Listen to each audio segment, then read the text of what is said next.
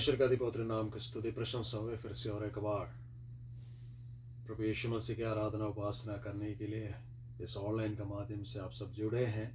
आप सबको ये बोझ से दबे हुए और परिश्रम करने वालों मेरे पास हो, मैं तुम्हें विश्राम दूंगा करके कहा प्रभु यीशु मसीह के मधुर नाम से मेरी तरफ से जय मसीह की। धन्यवाद करता आप सबका, क्योंकि आपने बराबर लगभग पिछले 2 साल से हम ऑनलाइन के माध्यम से परमेश्वर की आराधना स्तुति प्रशंसा कर रहे, और आप सब ने बराबर बढ़ चढ़कर मैं आपका सराहना करना चाहूँगा कि आपने समय निकाल कर प्रभु की आराधना करने के लिए इस ऑनलाइन के माध्यम से हमारे साथ जुड़े। हम जैसे पहले थे प्रभु की आराधना करते थे, वैसे आपने ईमानदारी दिखाया। इस ईमानदारी परमेश्वर ने अपने यादगारी के उस किताब में लिखा है, जिसमें से परमेश्वर अपनी आशीषों को उंडेलेंगे और आपको भरपूर करेंगे अपनी आशीषों से।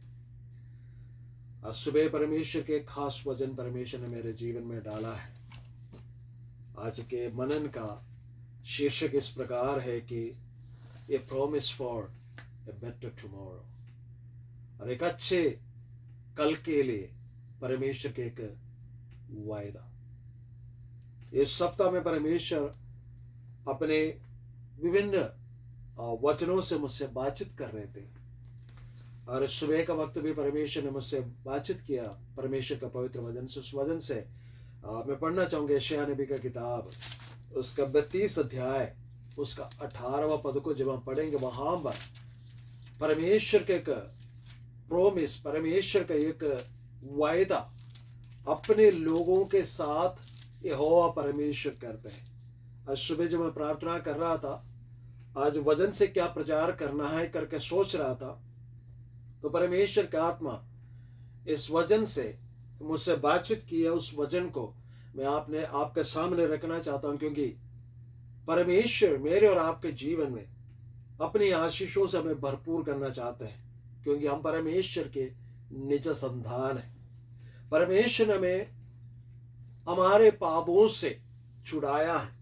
जब हम 103 भजन संहिता पढ़ते हैं, उसमें इस प्रकार लिखा गया कि हे मेरे मन यहोवा का धन्य कह, उसका किसी भी उपकार को नहीं भूलना।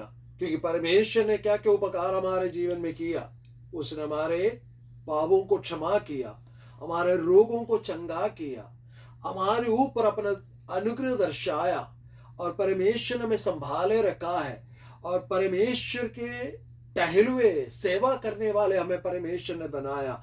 जितने भी लोग प्रभु यीशु मसीह को उद्धारकर्ता के रूप में ग्रहण किया, उन सबको परमेश्वर ने विभिन्न प्रकार के अलग अलग प्रकार के सेवाई करने का मौका दिया है। ये मत समझना है कि सेवा सिर्फ परमेश्वर के दास लोगों का, अर्थात पासबानों का, पास्टरों का काम है। नहीं, जितने भी लोग प्रभु यीशु मसीह को उद्धारकर्ता के रूप में ग्रहण किया, उन सब के लिए परमेश्वर ने कोई ना कोई, किसी न किसी प्रकार का सेवकाई रखा है। आज सुबह का वक्त जो वचन मेरे जीवन में परमेश्वर ने डाला, आप में से कोई भी एक जन उस वचन को पढ़कर मदद करे। यशायाह नबी की किताब 32 अध्याय, उसके 18वां पद को पढ़िए।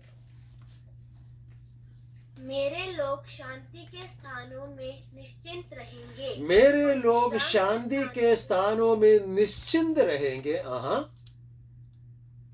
और विश्राम के स्थानों में, और विश्राम के स्थानों में सुख से रहेंगे। धन्यवाद। इस वचन को पढ़े जाने से, सुने जाने से परमेश्वर में आशीष बरकत। आप लोगों का ध्यान इस साल के शुरुआत में परमेश्वर ने जो बातें कही, उसी को और मैं थोड़ा सा ले जाना चाहूंगा। पहले इतवार के दिन में इस साल के परमेश्वर ने कहा कि मैं तुम्हारे जीवन में पहला वर्षा और अंतिम वर्षा भेजकर तुम्हारे भूमि को उपजाऊ बनाऊंगा, और उसमें से तुम अन्न, दाख मधु, टटके तेल इकट्ठे कर नहीं पाओगे। आज सुबह का वक्त परमेश्वर कहते सिर्फ उतना ही नहीं, मैं तुम्हारे जीवन में एक ऐसा कार्य करने जा रहा हूं। वचन और एक बार पढ़िए, क्या लिखा है? मेरे लोग शांति के स्थान मेरे लोग शांति के स्थान में निश्चिंत रहेंगे। निश्चिंत रहेंगे। हाँ, और आगे। विश्राम के और विश्राम के स्थानों में सुख से रहेंगे। सुख से रहेंगे। बार बार इस वचन को मैं आज पढ़ाऊंगा। इस वचन के अंदर परमेश्वर ने बहुत गहरी बातें कहा है। सबसे पहले कहते कि मेरे लोग कौन है? परमेश्वर के लोग। ये बात हमें समझने की जरूरत है, मुझको समझने की जरूरत है। क्या मैं परमेश्वर का जन हूं? क्या आप, मेरी आवाज सुनने वाला, आप परमेश्वर का जन हो? मैं और आप परमेश्वर के जन कैसे हो सकते हैं? जब मैं और आप परमेश्वर के जन थे, आदम और हव्वा को परमेश्वर ने बनाया, वे परमेश्वर के जन थे। आदम के विषय में इस प्रकार लिखा गया कि आदम परमेश्वर का पुत्र कहलाया गया, लेकिन आज्ञा उल्लंघन के कारण, पाप के कारण, परमेश्वर का महिमा से दूर होने के कारण परमेश्वर को संगति में वापस नहीं आ पाया। आदम ने थोड़ा सा छोटा सा पाप किया और आदम के वंश से निकले हुए लोग पाप में डूबते डूबते डूबते चले गए। तो उस पाप से बचाने के लिए, उस पाप के बंधन को तोड़ने के लिए, पिता परमेश्वर के साथ हमारा मेल मिलाप कराने के लिए परमेश्वर का एकलौता पुत्र प्रभु यीशु मसीह इस निचले धरती पर आया और उसने अपना जान देकर, खून देकर, हालेलुया, हमें कीमत अदा कर कर हमें छुड़ाया और परमेश्वर के साथ, पिता परमेश्वर के साथ मेल कराया। और परमेश्वर का पवित्र वचन के अनुसार यूहन्ना सुसमाचार पहला अध्याय उसका 12वीं आयत के अनुसार जितनों ने प्रभु यीशु मसीह को ग्रहण किया उन्हें परमेश्वर का संतान होने का अधिकार दिया। जब हम पहला पत्रोस 2 अध्याय उसका 9वीं आयत पढ़ते हैं, उसके अनुसार हम परमेश्वर का प्रजा है, परमेश्वर के बुलाए हुए लोग हैं, हम परमेश्वर का पवित्र जन है, याजकों का समाज है और परमेश्वर का निज भाग होने के कारण जितने भी लोग परमेश्वर के पवित्र वचन के अनुसार प्रभु यीशु मसीह के नाम से उद्धार पाया है, उसे उद्धारकर्ता के रूप में ग्रहण किया है, वे सब परमेश्वर के लोग हैं। वे सब परमेश्वर के लोग हैं। यदि आपने प्रभु यीशु मसीह को उद्धारकर्ता के रूप में ग्रहण किया तो आप परमेश्वर का संतान है। आप परमेश्वर का संतान होने का कारण आप परमेश्वर का जन है। इसलिए हम प्रार्थना करते वक्त इस प्रकार प्रार्थना करते हैं, हे हमारा पिता तू जो स्वर्ग में है, जो हे मेरे पिता तू जो स्वर्ग में। तो सबसे पहली बात, इस बात को निश्चय करें कि क्या आप परमेश्वर का संतान है या नहीं। यदि आपने प्रभु को उद्धारकर्ता के रूप में ग्रहण किया, अपने हृदय में प्रभु यीशु मसीह को बुलाया, न्योता दिया, आपका राजा बनकर, आपका स्वामी बनकर, आपका प्रभु बनकर, आपको उद्धारकर्ता बनकर यदि आपका हृदय में वास करते हैं तो आप परमेश्वर का संतान है।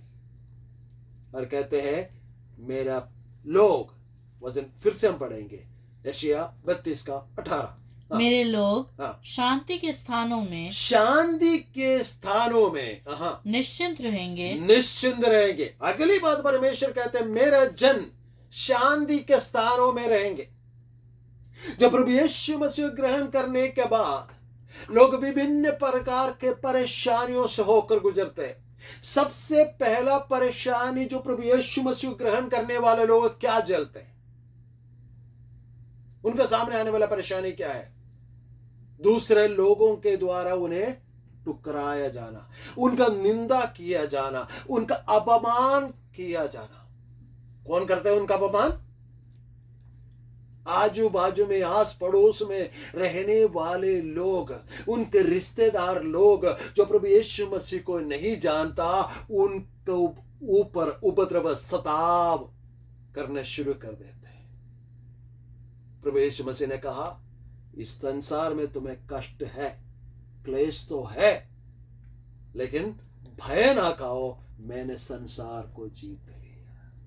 हम उस परमेश्वर के पीछे जा रहे, उस परमेश्वर के पीछे चल रहे जिसने इस संसार को जीता है। और प्रभु के पवित्र वचन में लिखा है कि परमेश्वर ने हमें जयवंश से बढ़कर बनाया है। हमारे आजू बाजू में रहने वाले लोग, अपने पड़ोसी लोग, अपने रिश्तेदारी लोग हमारे नाम दराई करेंगे। कई बार उनका नाम दराई के बातें सोचकर, उन बातों को सुनकर हमारे अंदर का जो है जीवन जो है, जी जो है सूख जाता है। लेकिन परमेश्वर का पवित्र वचन में इस प्रकार 23वां भजन संहिता में लिखा गया कि यहोवा मेरा चरवाहा है और मुझे कुछ घटी ना होगी, और वो मेरे जी में जी ले आता है। हालेलुया। जब दुनिया भर के लोग, संसार भर के लोग आपके विरोध में बातें कहकर, आपके चुगली करते हुए, आपके नामदराई करते हुए, आपको मार डालने का प्रयास करते हैं, आपके जी को सुखाने का प्रयास करते हैं,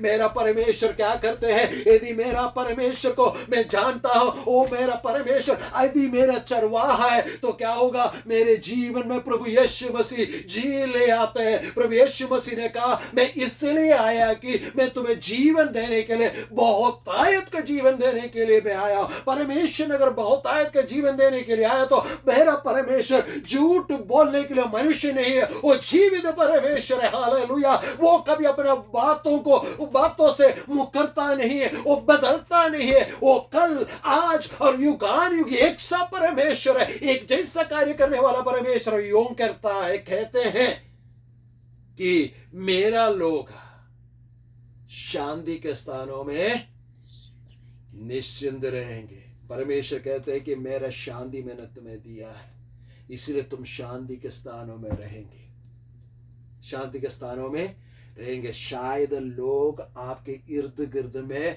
ऐसे षड्यंत्र रच रहे जिसका वजह से आपको कोई शांति नहीं है। जब मेरे जीवन में, आपके जीवन में शांति नहीं होता, तो मुझे कहां जाना चाहिए? कहां जाना चाहिए? लोगों के पास नहीं। लोगों के चारों तरफ देखकर, लोगों को देखकर कहीं से हमें शांति मिलेगा करके मत सोचो। हमें शांति देने वाले सिर्फ यीशु मसीह। हमें कहां जाना चाहिए? यीशु मसीह के पास जाना चाहिए। यीशु मसीह क्या देगा? यीशु मसीह के विषय में इस प्रकार लिखा है कि he is the Prince of Peace, वो शांति का राजकुमार है। आपको उद्धार करता कौन है? वो शांति का राजकुमार है। यदि आप अशांत है, मेरा परमेश्वर यूं कहते, आप शांति के स्थानों में निवास करोगे। एक उदाहरण क्या है? दानियल को पकड़ के कहां पर फेंका? शेरों के मांद, गुफा में फेंक दिया। गलती क्या किया? दानियल का गलती क्या था? दानियल हर रोज 3 बार यरूशलेम की ओर अपने खिड़की खोलकर जीवित परमेश्वर से प्रार्थना करता था। और कोई गलती नहीं किया उसने, और कोई गलती नहीं किया। लोग उस पर ढा किया, लोगों ने उससे नफरत किया। कारण क्या है? क्योंकि वो जीवित परमेश्वर को जानता है, वो जीवित परमेश्वर का प्रजा है, वो जीवित परमेश्वर से प्रार्थना करते हैं। और जब वो परमेश्वर से प्रार्थना करते तो परमेश्वर उसे बुद्धि ज्ञान से भरपूर करते हैं, उसका हर एक काम सफल हो जाते हैं। लोग समझते कि ये दरिद्र है, लेकिन उसके पास उसकी तमाम जरूरतें परमेश्वर पूरा कर देते हैं। मैं आपसे कहना चाहता, यदि आप पीछे मुड़ कर देखे, बीते दिनों में आपकी जितनी भी जरूरतें थे, मेरा परमेश्वर ने पूरा किया। आपने सोचा होगा कि ये जरूरतें कैसे पूरा होगा, आपने चिंता की होगा, लेकिन मेरा परमेश्वर ने आपके समय पर, हालेलुया, आपके जरूरतों को पूरा करते हुए इस वक्त तक लाया है। आपको किसी के सामने हाथ फैलाने की जरूरत नहीं पड़ा। लोगों ने आपका कामकाज बंद करवाने की कोशिश किया, लोगों ने आपको नीचे गिराने का कोशिश किया। जैसे हमने 2-3 सप्ताह पहले सुना था कि इसहाक ने जब कुआं खोदा तो लोगों ने मिट्टी डाला, लेकिन बेरशेबा में परमेश्वर ने कुआं खोल कर दिया, इनकम सोर्स खोल कर दिया, उसे कोई बंद कर नहीं सका। मैं आपसे कहना चाहता हूं, परमेश्वर ऐसा कार्य करते, आपके शांति के स्थानों में वास करने देंगे। दूसरा सताव कहां से आता? अपने लोगों का। परमेश्वर के नाम को जानने वाले लोग भी तंगी मुसीबत देते हैं, तब भी परमेश्वर क्या करते हैं? वो तंगी मुसीबत क्यों आता है पता है? It is a refining agent. वो हमें क्या करते हैं? हमें हमारे अंदर का बुराई को निकाल कर परमेश्वर के समान बनने का एक अवसर हमें दे रहे। परमेश्वर के उस क्या बोलेंगे, जैसे परमेश्वर पवित्र वैसे पवित्र बनने का, जैसे परमेश्वर चला, जैसे परमेश्वर ने सोचा, जैसे परमेश्वर ने काम किया, वैसे उसका अनुरूप बनने का एक अवसर देते हैं उन लोगों के जो परमेश्वर का नाम पुकारने वाले लोगों के द्वारा हमारे जीवन में सदैव जवाब दे। इससे क्या होना चाहिए? कभी निराशित नहीं होना चाहिए, बल्कि हमारा परमेश्वर से we need to cling on to him. हमें परमेश्वर से और भी चिपक कर रहना है ना? चिपकू गम, हमें चिपकू गम बनना है। हम और भी चिपकू है ना, परमेश्वर से चिपके रहना है। परमेश्वर का आशीष हमारे जीवन में उत्तर कराएगा। तीसरी बात कहते हैं तो निश्चिंत रहेगा। इसका क्या मतलब? निश्चिंत का क्या मतलब है? कोई चिंता ही नहीं है। आपका आज चिंता सता रहे? आपको चिंता सता रहे? परमेश्वर का पवित्र एक महान दास ने कहा कि एक व्यक्ति के अंदर चिंता तब आता है जब उसके जीवन में परमेश्वर के प्रति भक्ति कम हो जाता है। अब बोल सकते मैं बाइबल पढ़ता हूं, बाइबल पढ़ती हूं, प्रार्थना करता हूं, प्रार्थना करती हूं, लोगों को परमेश्वर के बारे में बताता या बताती हूं, लेकिन अगर आप चिंता करते, इसका क्या मतलब है मालूम है? कि आपके परमेश्वर के प्रति आपका भक्ति कम हो गया है, पहला सा प्रेम कम हो गया है। क्या आपको नहीं मालूम? तो संसार को बनाए वो परमेश्वर आपके तमाम जरूरतें पूरी कर सकते हैं। प्रभु यीशु मसीह ने कहा किसी भी बात की चिंता ना कर, खेत को उस फूल को देखो, सोसन का फूल को देखो, है ना? उस आसमान में उड़ने वाले है ना छोटे छोटे पक्षियों को देखो, उनकी तमाम जरूरतें परमेश्वर पूरा करते। फिर कहते हैं कि तुम्हारे सिर से अगर एक बाल भी गिरता है, वो भी परमेश्वर के जानकारी का बिना नहीं है। अगर मेरे गिरने वाला बाल के बारे में मेरा परमेश्वर जानते, तो क्या मेरी जरूरतें परमेश्वर नहीं जानता? मेरा भविष्य नहीं जानता? मेरा भविष्य सिर्फ परमेश्वर जानता ही नहीं है। परमेश्वर का पवित्र वचन में लिखा है कि मैं किस शेप में मुझे रहना चाहिए, मेरा आकार क्या होना चाहिए, मेरा भविष्य क्या होना चाहिए, परमेश्वर ने अपने हथेली पर खोद कर रखा चित्र। कितना बड़ा हथेली होगा प्रभु यीशु मसीह का? सारे संसार के लोगों के चित्र खोद कर रखा। कितना बड़ा हथेली होगा। इसलिए गीत लिखने वाले ने भी गीत गाया है कि I can face tomorrow because he lives. यीशु मसीह जीवित है, इसलिए मैं कल का सामना कर सकता। परमेश्वर कहते हैं मेरे प्रजा के लोग शांति के स्थानों में निश्चिंत रहेंगे। अगर आपको चिंता सता रही है तो आज आप अपने आप को सिखाइए कि आप परमेश्वर के लोग हैं। अगली बात क्या कहता है, और एक बार उस वचन को पढ़ेंगे। मेरे लोग शांति के स्थानों में निश्चिंत रहेंगे और विश्राम के स्थानों में सुख से रहेंगे। विश्राम के स्थानों में मेरे लोग क्या पाएंगे? विश्राम पाएंगे। भजन संहिता 23, वो मुझे हरी हरी चराई में ले चलता है और सुखदाई जल के झरने के पास ले चलता है। जब 32 अध्याय का आखिरी आयत को पढ़ेंगे, वहां पर भी लिखा है धन्य व्यक्ति। पढ़िए क्या लगा? क्या ही धन्य हो तुम जो सब जलाशयों के पास बीज बोते हैं और बैलों और गधों को स्वतंत्रता से चराते हैं। क्या ही धन्य हो पुरुष जो जलाशयों के पास। 23 जनसंख्या में लिखा है मुझे परमेश्वर कहाँ ले जाता है? सुखदाई जल के झरने के पास ले जाए। विश्राम, आराम। प्रभु यीशु मसीह ने कहा बहुत से दबे परिश्रम करने वाले मेरे पास आओ, मैं तुम्हें विश्राम दूंगा। विश्राम है आपको? विश्राम नहीं है, प्रभु से विश्राम मांगो। क्योंकि परमेश्वर का वचन है कि परमेश्वर विश्राम देंगे। क्या कहते हैं? मेरे लोग विश्राम के स्थानों में सुख से रहेंगे। कैसे रहेंगे? सुख से रहेंगे। सुख से रहना भी परमेश्वर का एक वायदा है आपके लिए। क्या आपके अंदर सुख है? क्या आपके अंदर सुख है?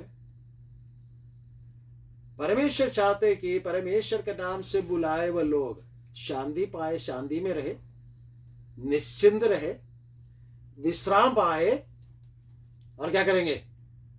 सुख से रहे। कब संभव है? सवाल है ये, कब संभव है? 15 आयत पढ़िए, क्या लिखा? जब तक आत्मा ऊपर से हम पर उंडेला ना जाए। जब तक आत्मा ऊपर से उंडेला ना जाए हम पर। और जंगल फलदायक बारी ना बने। और फलदायक बारी फिर वन ना गिनी जाए। तब उस जंगल में न्याय बसेगा। बस कब होगा?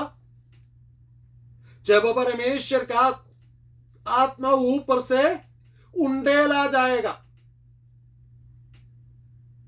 हमारे ऊपर कौन सा आत्मा उंडेला जा रहा है? अब चिंता, परेशानी, दरिद्रता है। हमें क्या करना चाहिए? प्रभु यीशु मसीह की ओर क्लिंग ऑन होकर, चिपकर परमेश्वर का आत्मा के भरपूरी पाना। जब हम परमेश्वर के आत्मा का भरपूरी पाएंगे तो क्या होगा? हमारे जीवन में ऐसे आशीष उतर कर आएंगे। आज हम मरुभूमि की अवस्था में, बियाबान में कुछ भी नहीं है, एक घास तक नहीं है, लेकिन जब परमेश्वर की आत्मा का भरपूरी मेरे और आपके जीवन में उतर कर आएगा ऊपर से। परमेश्वर का पवित्र वचन में याकूब का पत्री में लिखा, जो दान ऊपर से आते हैं उसमें परमेश्वर कोई दुख नहीं मिलाता है। जो ज्ञान ऊपर से आता है वो सबसे पहले मिलनसार होता है और पवित्र होता है।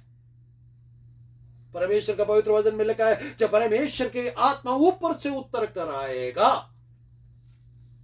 प्रेरितों का काम में लिखा है कि तब हम सामर्थ्य पाएंगे।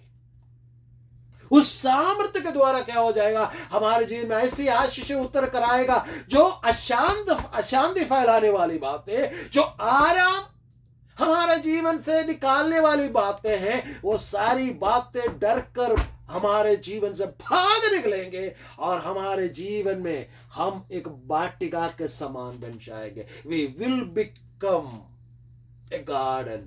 ए गार्डन, गार्डन में क्या होता है? फल फूल वगैरह होता है। एक गार्डन को देखकर लोगों का मन खुश हो जाता है। आपके जीवन को भी देखकर परमेश्वर आने वाले दिनों में, एक नबूवत के तौर पर मैं आपसे कहना चाहता हूं, आने वाले दिनों में एक गार्डन के रूप में, एक उद्यान के रूप में, एक वाटिका के रूप में आपके जीवन को परमेश्वर परिवर्तित करना चाहता है। एक नबूवत है, आप इसे ग्रहण कर ले। आज आप सूखा अवस्था में, मरुभूमि का अवस्था में, निर्जल देश का अवस्था में है, लेकिन आज सुबह का वक्त परमेश्वर के आत्मा मुझसे और आपसे यूं कहना चाहते हैं, there is a promise for a better tomorrow. Hallelujah. तुम्हारे जीवन के लिए, आपके जीवन के लिए एक अच्छा भविष्य का एक वायदा परमेश्वर आज सुबह के वक्त करना चाहते हैं। आपके जीवन में सारी बातें हैं, चिंता, परेशानी, मुसीबत, कष्ट, क्लेश से होकर गुजरे, लेकिन परमेश्वर कहते हैं, मैं तुम्हें लेकर एक शांत जगह पर बिठाने जा रहा। शांत जगह पर मैं बैठाने वाला, वहां पर तुम आराम पाएगा, सुख पाएगा। और उतना ही नहीं, परमेश्वर का आत्मा का उंडेले जाने के कारण, उसमें से सामर्थ्य पाने के कारण, I will make U A garden. Hallelujah. मैं तुम्हें उद्यान के रूप में, एक वाटिका के रूप में तुम्हें मैं इस्तेमाल करने जा रहा, जिसको देकर लोग सुख चैन पाएंगे। कितने लोग विश्वास करते हैं? ये वायदा आपके लिए है। क्या विश्वास करते हो? तो प्रभु का सम्मुख में प्रार्थना करें, प्रभु मैं आपका नाम से बुलाया हुआ व्यक्ति हूं, मेरे जीवन में सुख, चैन, आराम और शांति आए। आपका पवित्र आत्मा से मुझे भरपूर करे करके परमेश्वर से प्रार्थना करें। मेरा परमेश्वर अपना वायदा को पूरा करने वाला परमेश्वर है, क्योंकि मेरा परमेश्वर जिसने प्रतिज्ञा किया, इब्रानियों 10:23, वो कहता है वो सच